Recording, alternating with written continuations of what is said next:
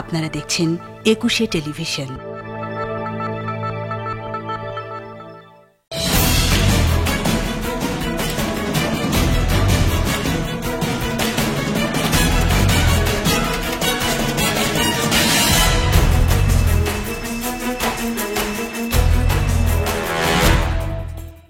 দর্শক শুভেচ্ছা, জনতার কথা অনুষ্ঠানে আপনাদের স্বাগত জানাচ্ছি। আমি আসিফ সুমিত। আপনারা জানেন, জনগণের মতামত তুলে ধরতে একুশে টেলিভিশনের বিশেষ আয়োজন জনতার কথা। আমাদের প্রত্যাশা দেশে শক্তিশালী গণতন্ত্র, আমরা চাই সরকারকে সহায়তা করতে। দর্শক, বাংলাদেশ ব্যাংকের তথ্য বলছে এই মুহূর্তে খেলাফি ঋণের হার বেড়েই চলছে এবং পরিসংখ্যান বলছে এই মুহূর্তে বাংলাদেশে খেলাফি ঋণ দক্ষিণ এশিয়ার মধ্যে সবচেয়ে বেশি।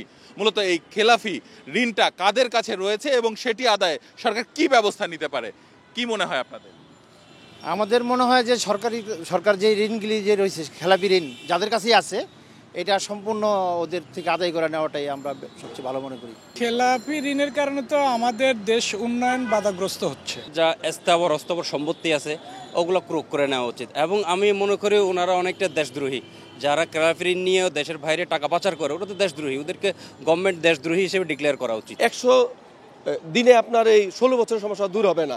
যদি আপনার এই দ্রব্যমূল্যটা খুব কমায় দেয় তাহলে ওই দুই শ্রেণীর লোক খুব শান্তি পাবে। যারা ঋণ খেলাপি করছে আমাদের দেশের উন্নয়নের বাধাগ্রস্ত হচ্ছে।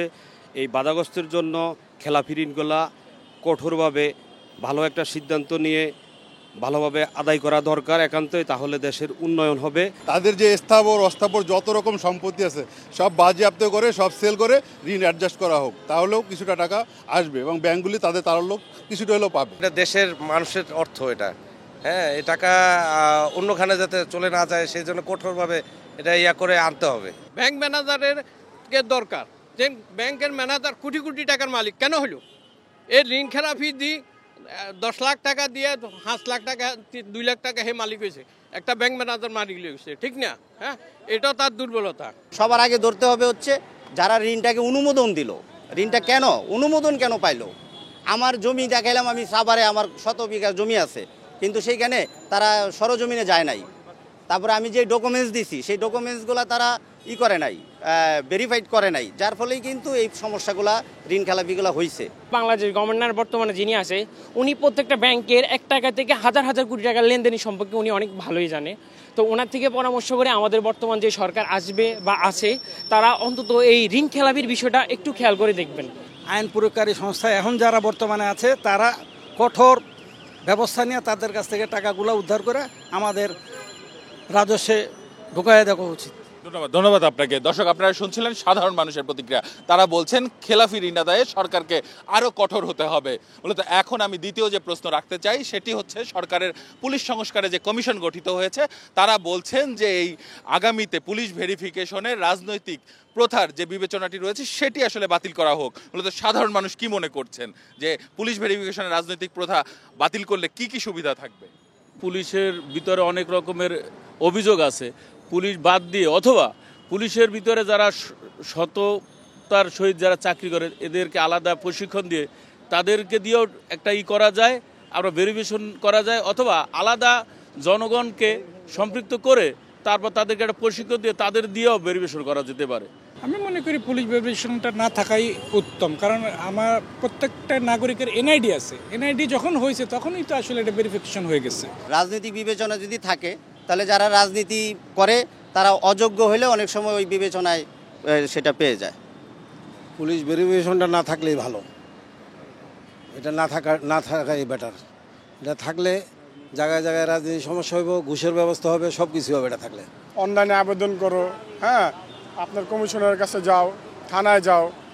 এটা না হয় যদি মনে করেন এটা যদি এখানে একটা টাকা পয়সার মূল অপশন আছে, পুলিশ ভেরিফিকেশন লাগলে অবশ্যই টাকা লাগে। পুলিশ ভেরিফিকেশনের জন্য আমি আজকে 4-5 দিন ধরে ঘুরতেছি, এখানে যাইতে হচ্ছে ওখানে যাইতে হচ্ছে, শেষমেশ আমি ঢাকাতে আসছি, এখন মাত্র 700 টাকার বিনিময়ে ওরা করে দিছে। তাহলে ওটা আমাদের কি কাজে আসতেছে বলেন? যেহেতু আমার এনআইডি কার্ড আছে, আবার আমি বাইরে যাব ওই মেন পাওয়ার জন্য হয়রানি করতেছে, অনেক কিছুর জন্য হয়রানি করতেছে। কেন? আমি কি রোহিঙ্গা? যে অবস্থা ছিল বাড়িতে যাইতে অনেক কিছু টাকা দিতে হইতো, এখন যেহেতু যে পদ্ধতিটা করছে এটা অনেক ভালো, সুন্দর সবাই করতে পারবে। এনআইডি ছাড়া ভেরিফিকেশন নিচ্ছে এবং ওই ক্ষেত্রে টাকাও নিচ্ছে।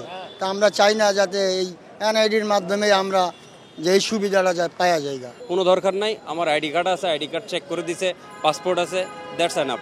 চাকরির ক্ষেত্রে সকল ক্ষেত্রে পুলিশ ভেরিফিকেশনের কোনো প্রয়োজন নাই। এটা থাকলে যারা দল করে এটা তাদেরই মানে ইসে যায়, মানে ফেভারে চলে যায়। যারা কোনো রাজনীতি করে না তারা চাকরি বাকরিও পায় না, এটা হচ্ছে বড় সমস্যা। আর পুলিশ ভেরিফিকেশন থাকলে পুলিশের টাকা দেওয়া লাগে, ভেরিফিকেশন করতে গেলেই টাকা দেওয়া লাগে, টাকা ছাড়া ভেরিফিকেশন হয় না। তা আমার মনে হয় যে এটা বাদ দিলেই ভালো হয়। ধন্যবাদ আপনাকে। দর্শক, আপনারা শুনছিলেন সাধারণ মানুষের প্রতিক্রিয়া। সাধারণ মানুষ, কিন্তু তাদের ভাবনাগুলো অসাধারণ, তাদের চিন্তা অনেক সূক্ষ্ম ও গভীর। দর্শক, জনতার কথা দেখতে প্রতি শনি, রবি, মঙ্গল এবং বুধবার চোখ রাখুন একুশে টেলিভিশনে। সঙ্গে থাকবো আমি আসিফ সুমিত।